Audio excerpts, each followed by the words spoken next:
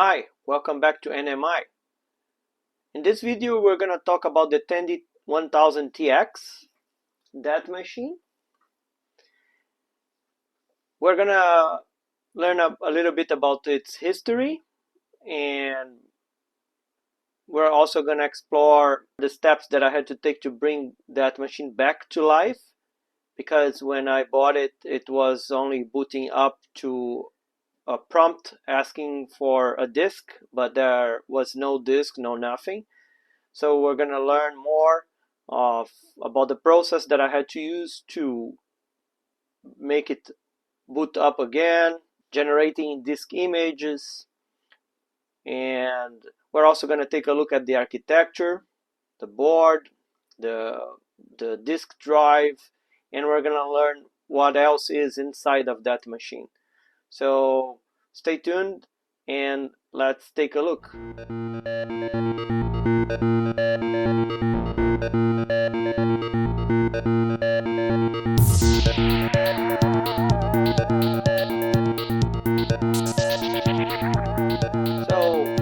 the Tandy 1000 was an attempt from Tandy to get into the more professional looking machines based on the success of the IBM PC. But the Tandy 1000 was not really modeled after the IBM PC. It was modeled after the IBM PC Junior, this guy here. The IBM PC Junior on itself was not a success. Well, that's a nice way to say. I think it was more like a flop. It didn't make success at all, but it had some nice features that Tandy made sure that they included on the Tandy 1000. So the Tandy 1000 was like this IBM PC compatible machine that inherited some nice features of the PC Junior, including onboard peripherals. So it had onboard floppy controller, for example. What else? Onboard video. So it, in this case of my machine here, it has a composite and RGB output. It was a really nice machine and also very affordable. So the goal of Tandy was to sell these machines under $1,000, right? Another nice feature was the keyboard. It was a professional keyboard, unlike the PC Junior that had this chiclet style keyboard, which was awful. So, well, that's it for the 1000. Regarding the 1000TX, the machine that I have here, oh yeah, I forgot to say, but another nice feature that the Tandy had was onboard audio. So the first IBM PCs, they did not have any real audio capability aside from the speaker, but the Tandy 1000 uses the SN76496 chip to generate better quality audio. So that is also a very nice feature of the Tandy's, this 1000 line.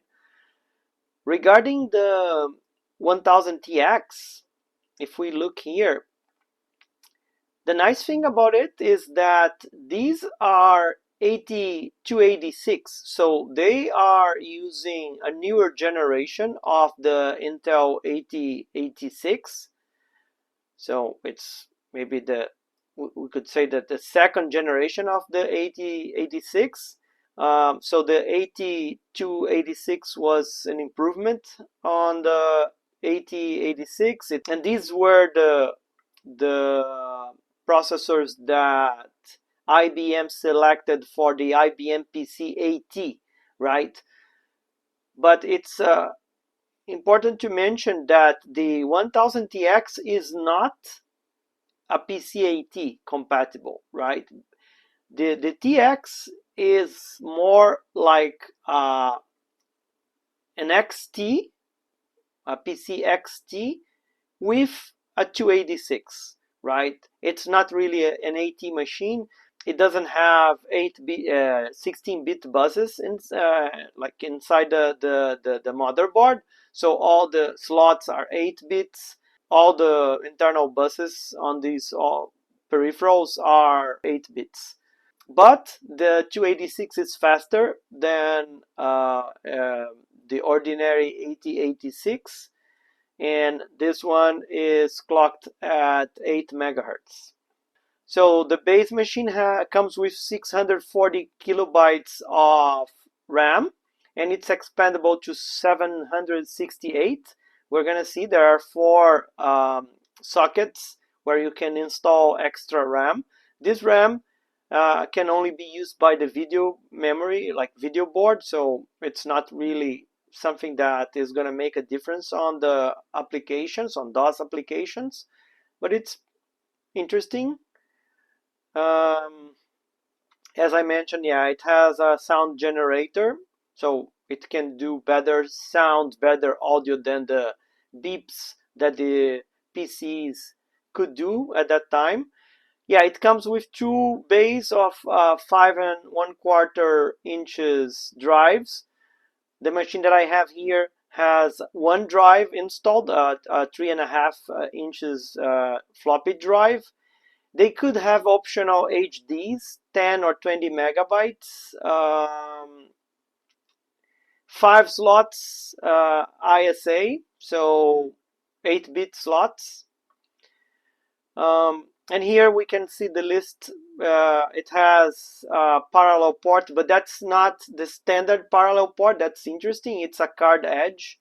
It has TTL RGB monitor output, a composite monitor output, audio output, it's RCA jack, serial port, 9-pin RS-232, 2 joysticks. So the joysticks, it's pretty cool. That's also not a feature that was part of the original IBM PCs and the clones. But these joysticks are not the standard ones. They are the Tandy standards, right? So this machine is compatible with the joysticks used by, for example, the TRS-80 Color Computer 2, which I have one here, and it's the machine that I started learning computing back in the 80s. It has an 8-pin DIN keyboard, and the keyboard is pretty cool, pretty good. And it also has a headphone jack. Volume and reset key, we're gonna see it's in the front. And that's basically it. So let's take a look at the hardware, and then we're gonna explore how we can boot this machine up. This is the front of the Tandy 1000 TX. Now let's rotate. This is the one side. We can see the power switch. This is the back. Power, printer, serial monitor, video out, and audio. The other side, nothing to see here. That's it.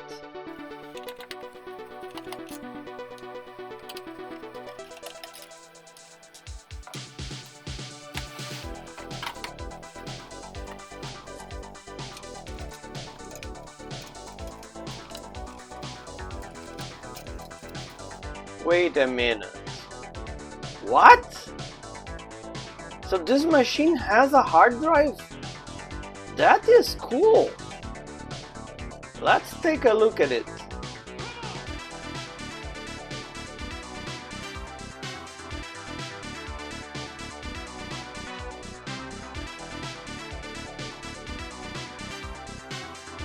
This is the hard disk card, which was also something that was available from Tandy.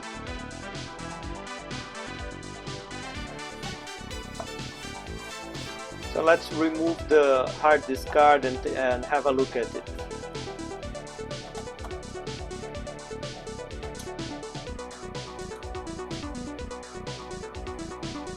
This is the hard disk, and it's connected to this slot. We can remove, and now we can take a look at what is this beauty. We have this Western Digital hard disk.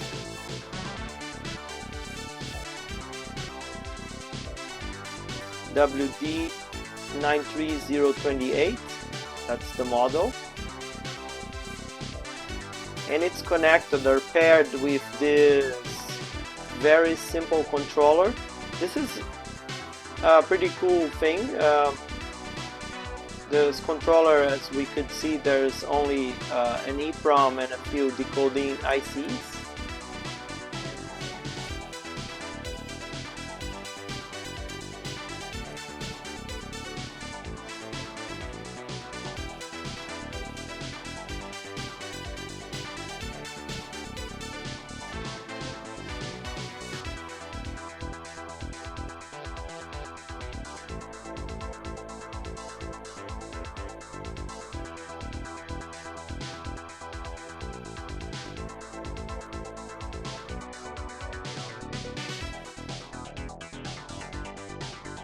So here, this is the enclosure of the floppy disk.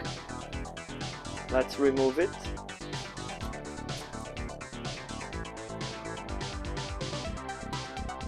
Oh, no. Oh yeah, there are more screws. There are these two here.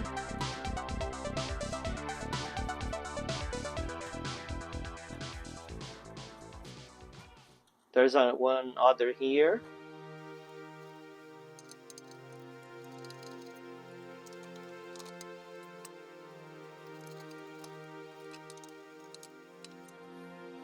Okay, we can now remove the drive enclosure. The floppy cable is still attached. Let's remove it. Yep. And here you can see this is the connector for a second floppy drive.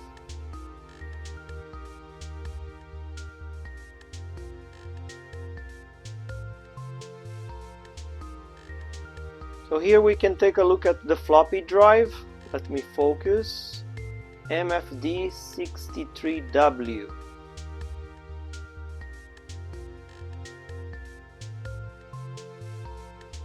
MPF63W. A Sony floppy drive.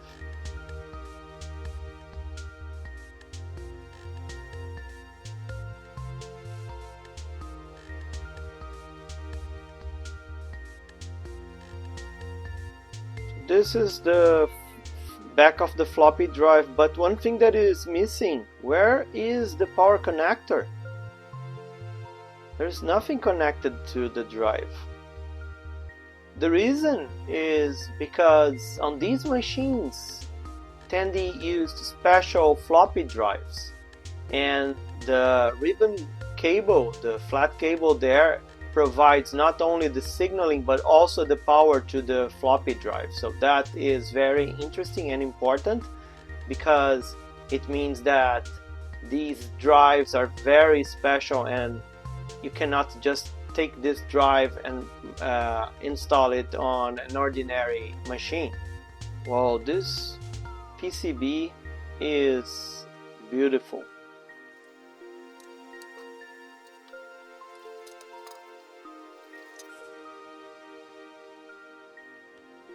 There is the 286, the chipset from Chips, the DRAM. What else? These are the two BIOS. This is the floppy controller from Zilog. A bunch of other support IC from... oh, I can't identify. Yeah, you can see that the two BIOS. This is the socket for the math coprocessor.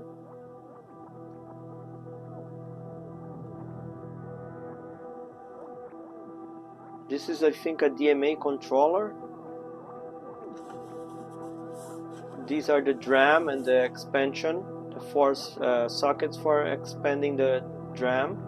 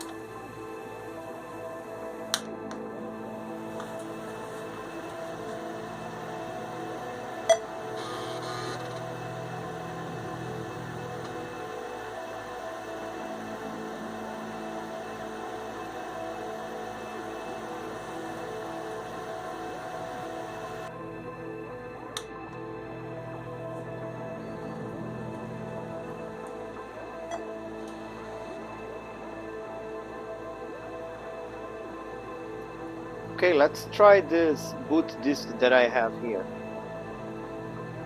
This is a Windows 98 boot. Maybe it's gonna work.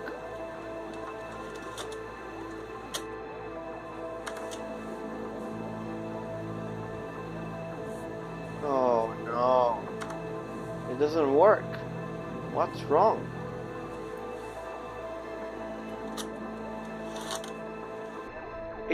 It didn't took me long to realize that it would never work.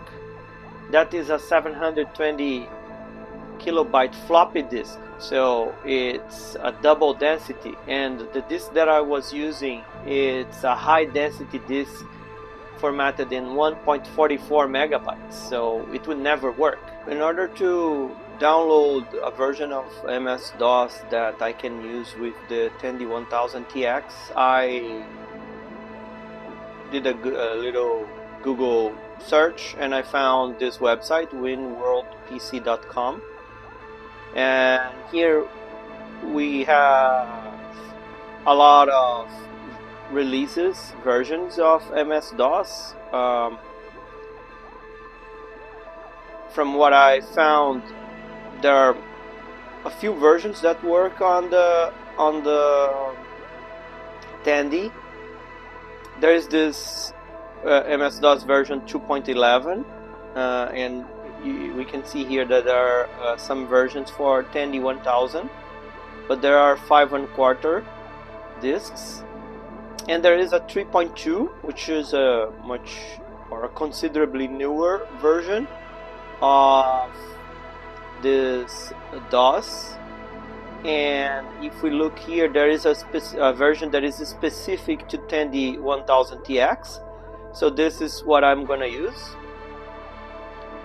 We're gonna download this version here, this file. It's and it's specific to the drive that we have, 720K. So let's go ahead and download this. Oops, not this way.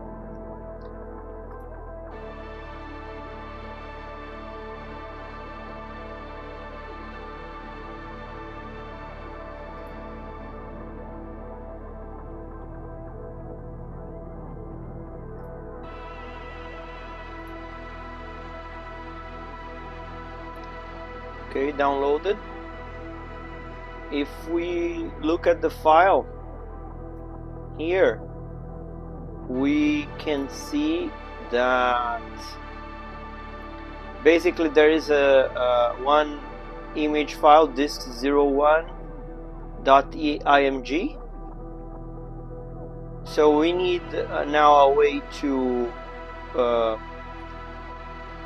write this image onto the floppy disk. I already did some research, and there is this utility, disk image. It's a very small utility. The author even has the source code available here, so if you're interested. It only compiles using Turbo C+ for DOS 3.0, so I didn't try it yet.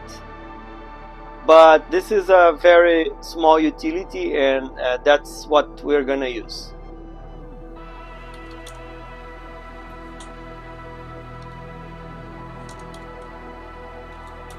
Okay, so I'm using now my older machine. Oops. Escape. And the source is on my images folder. And then we use 0 for drive 0, the first drive, 80 tracks, 2 sides, 9 sectors. Oops, what is wrong? Oh, there's a semicolon here. It's wrong. Okay, enter to start. And here we go. It's writing all the tracks, all sides.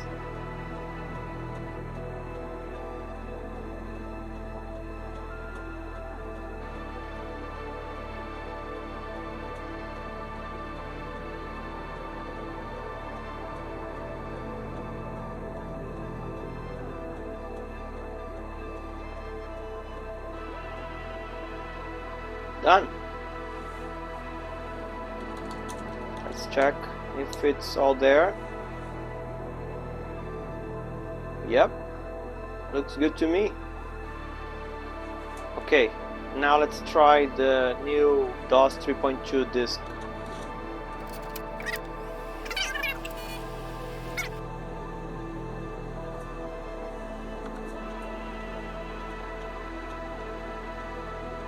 Oh, it's booting up. It's working. Oh, yes, it's working. Amazing. DOS 3.2. Let's look at the directory. Lots of files, as it should.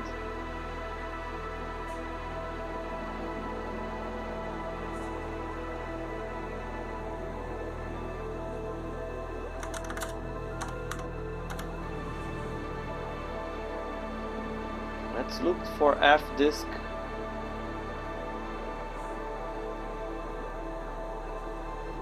Yes, there it is.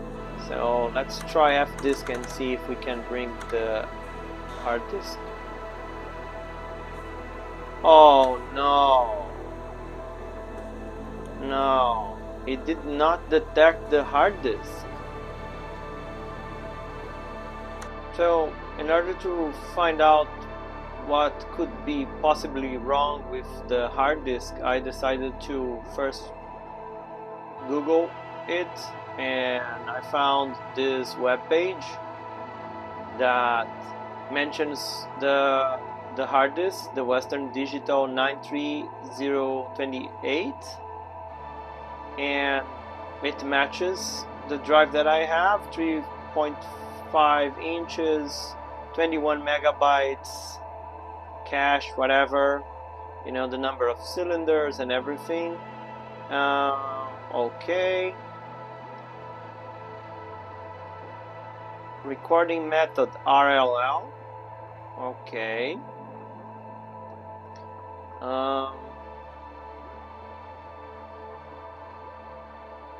So this is the diagram.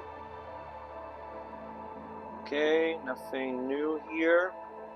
So the connector, the 3 jumpers, the power, jumper setting. It can have dual installation or like master or slave. Okay. J8 master slave configuration.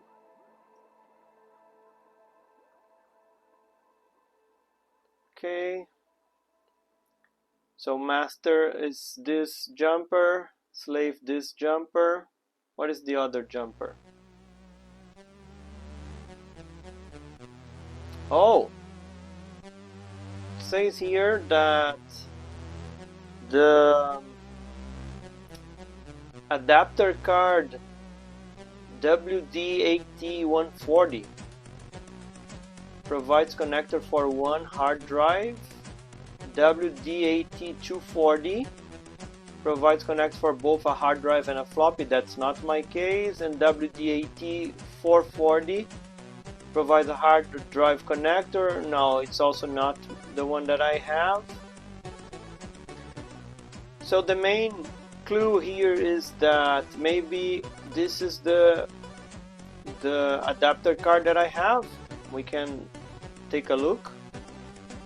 So I did a little bit of research and I found this PDF, Corporate System Center Hard Drive Bible 7th edition. That is a pretty cool book. It's 1994 and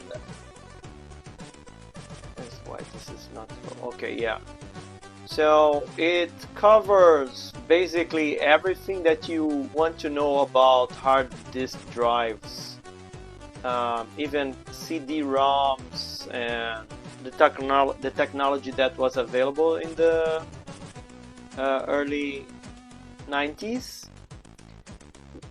But the reason I think this is cool is because it also mentions, where is that? The drive jumpers, but that's not what I want. There is something related to the controller information. Western Digital controllers here. Page 190. So let's go to 190 and here we are.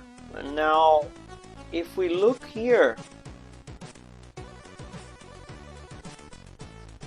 so this is not my, so WD-AT140, a 16-bit adapter board for 2 AT type ID drives. That's not my board, because it's the board that I have is 8-bit. It's an ISA. But this one, the WD-XT140, this one looks promising. But it says here that there are no jumpers on board, and mine does have jumpers. But look at this, the WD-XT150R, an 8-bit adapter board for 1 XT type IDE drive. That is interesting, and it has 3 jumpers just like mine. And then here I learned this trick. To format the drive, you can use this command. And then you might ask, oh, but what is that command? Right? This is a debug command. So you can start a debug on DOS and use this command to run the code located in this address C800, right? With offset of 5. So maybe we can try that out. Okay, so we are ready to try now debug. Let's boot the machine.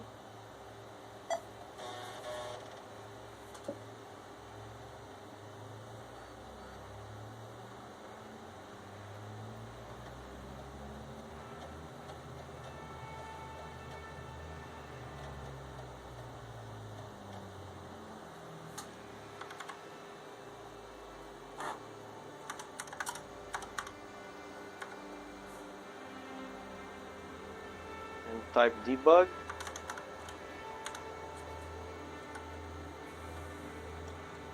And this is the debug prompt. We can use D to dump a memory region. Oh, but it's not D equal. It's D space C800 and the offset. And here we go. And whoa, see, look at that. So we can see the EEPROM that is on the board, WDC. That is the Western Digital Controller. Yeah, and if we use offset 0, we can look at the signature of this BIOS. See, WDC. That means the BIOS is working. I was concerned that the BIOS might not be working. So let's try the command to jump to that BIOS. Whoa, it works. Amazing. That is pretty cool. Current drive is C. Select new drive. Current interleave is 5. Yeah, that's what is on the manual. Dynamically configuring the drive, no. Type yes to begin formatting drive C, yeah.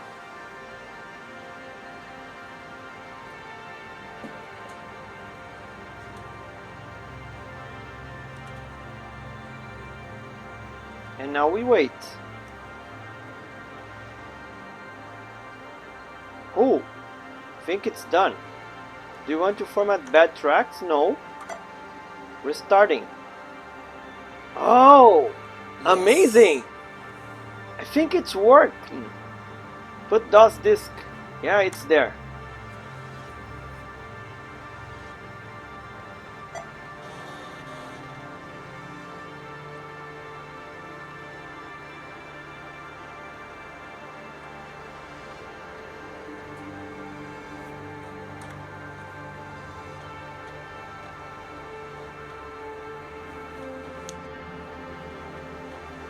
Okay, so we are booting from drive A. Let's try F disk. Yes! It's there! Now the drive is being recognized by the machine. Let's create a partition. Yeah, let's use the entire disk for DOS.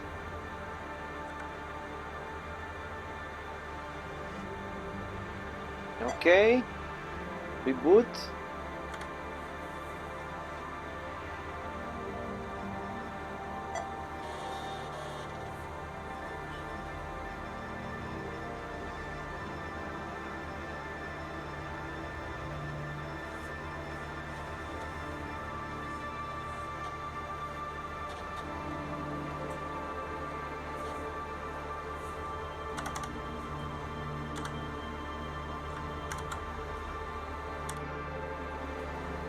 Yes!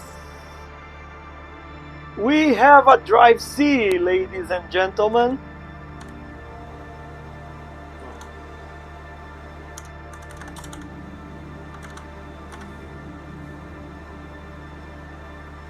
Oh, okay, there's no file on C. Let's install the boot on C. Oh, divide overflow.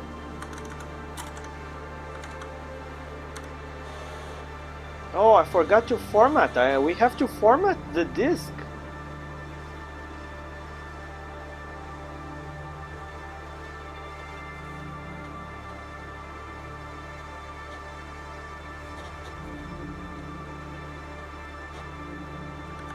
Okay, let's format drive C.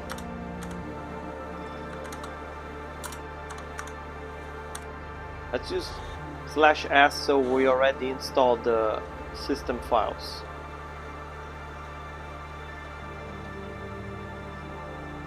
Yeah, we want to erase everything. And now we wait.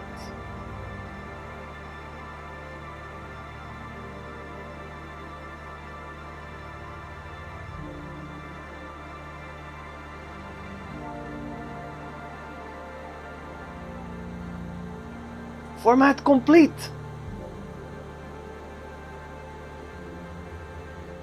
Yes! 21 megabytes! Amazing! Yeah, let's check what is inside. Yeah, we have command.com there. Let's copy everything to drive C.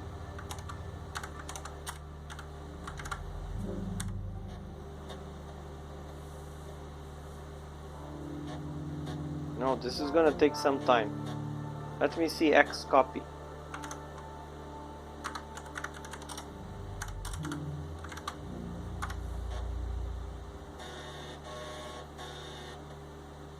Oh, it doesn't work this way.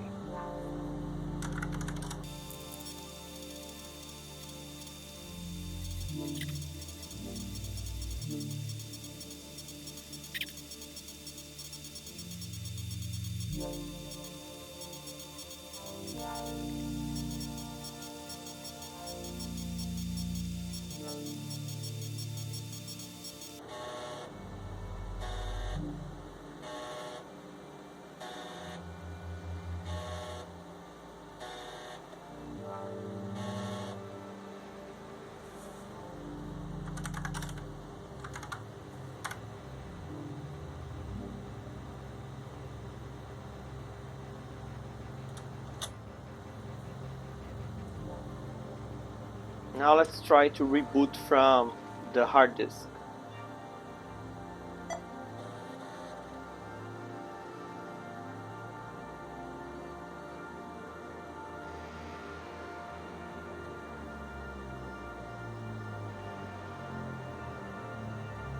Yes! It works! We landed on drive C. Amazing!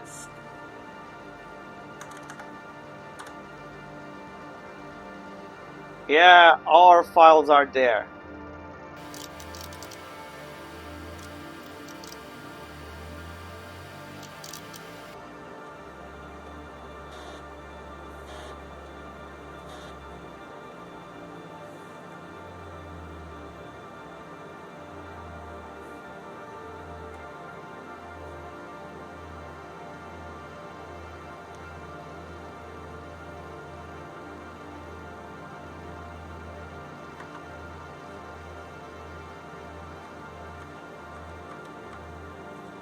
Now you can use cursor keys to navigate.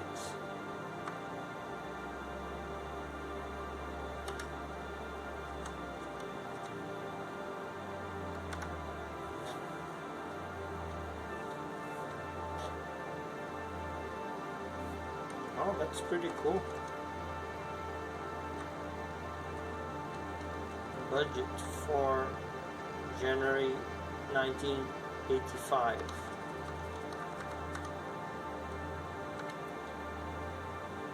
Let's increase the actual amount to 450.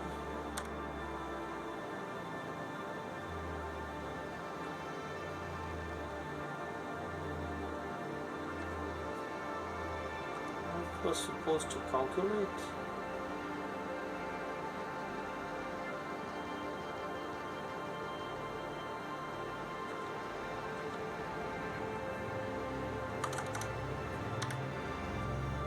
I don't think so.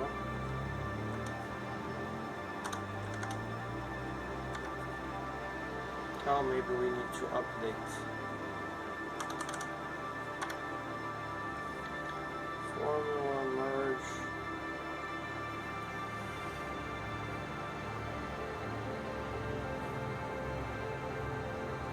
Yeah, we're gonna have to calculate F2. Oh, yeah, it works. 400 F2. That's pretty cool.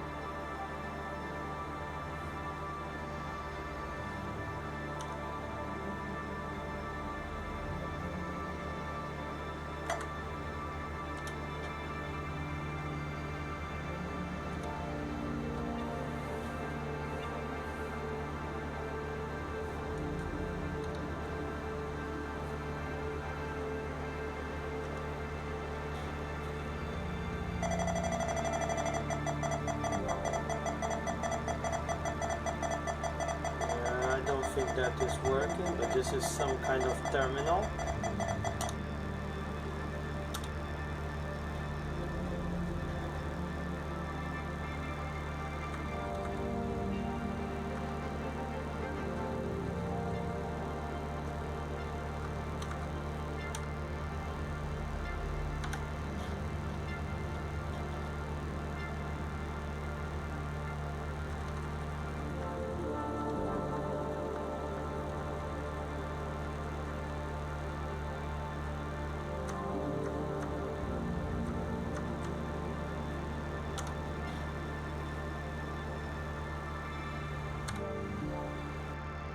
Unfortunately, when I was finishing to record this video, the monitor stopped working.